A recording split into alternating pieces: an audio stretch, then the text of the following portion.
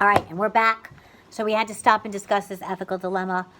Some of my kids think that Percy's going to sacrifice himself in true hero form. Some kids think Grover will because he's the protector. And some of my kids think miraculously a fourth pearl is going to appear. Let's find out. Here we go. Whew, page 316. Go on, choose, or give me the backpack and accept my terms. I looked at Annabeth and Grover. Their faces were grim. We were tricked, I told them. Set up. Yes, but why? Annabeth asked. And the voice in the pit. I don't know yet, I said, but I intend to ask. Decide, boy, Hades yelled. Percy, Grover put his hand on my shoulder. You can't give him the bolt. I know that. Leave me here, he said. Use the third pearl on your mom. No, I'm a satyr, Grover said. We don't have souls like humans do. He can torture me until I die, but he won't get me forever.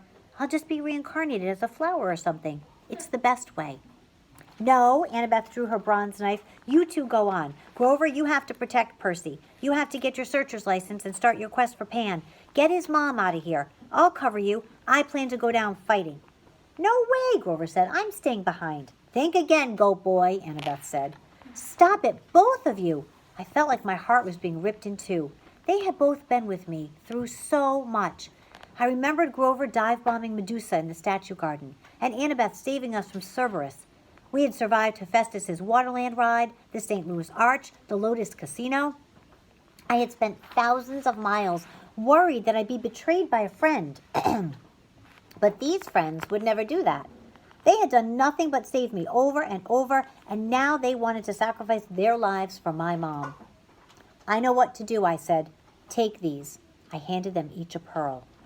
Annabeth said, but Percy. I turned and faced my mother.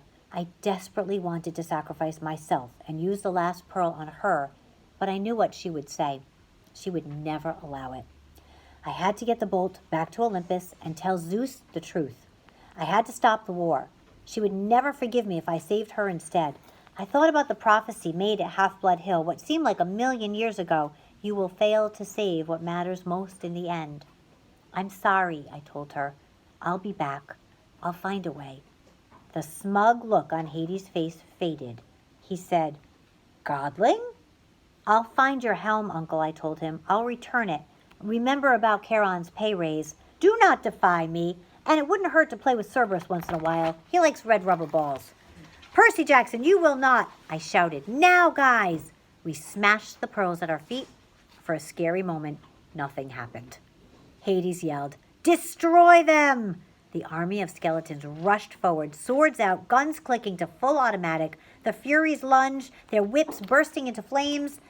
Just as the skeletons opened fire, the pearl fragments at my feet exploded with a burst of green light and a gust of fresh sea wind. I was encased in a milky white sphere, which was starting to float off the ground. Annabeth and Grover were right behind me. Spears and bullets sparked harmlessly off the pearl bubbles as we floated up. Hades yelled with such rage the entire fortress shook, and I knew it was not going to be a peaceful night in L.A. Look up, Grover yelled. We're going to crash. Sure enough, we were racing right toward the stalactites, which I figured would pop our bubbles and skewer us. How do you control these things? Annabeth shouted. I don't think you do, I shouted back. We screamed as the bubbles slammed into the ceiling and darkness. Were we dead? No, I could still feel the racing sensation. We were going up, right through solid rock, as easily as an air bubble in water. That was the power of the pearls, I realized. What belongs to the sea will always return to the sea. For a few moments, I couldn't see anything outside the smooth walls of my sphere. Then my pearl broke through on the ocean floor. The two other milky spheres, Annabeth and Grover, kept pace with me as we soared upward through the water and, kerblam! We exploded on the surface in the middle of the Santa Monica Bay, knocking a surfer off his board with an indignant, dude. I grabbed Grover and hauled him over to a life buoy. I caught Annabeth and dragged her over too. A curious shark was circling us, a great white, about 11 feet long. I said, beat it. The shark turned and raced away. The surfer screamed something about bad mushrooms and paddled away from us as fast as he could. Somehow I knew what time it was. Early morning, June 21st, the day of the summer solstice. In the distance, Los Angeles was on fire. Plumes of smoke rising from neighborhoods all over the city. There had been an earthquake, all right, and it was Hades' fault. He was probably sending an army of the dead after me right now. But at the moment, the underworld wasn't my biggest problem. I had to get to shore. I had to get Zeus's thunderbolt back to Olympus. Most of all, I had to have a serious conversation with the god who had tricked me. Don't forget to like and subscribe.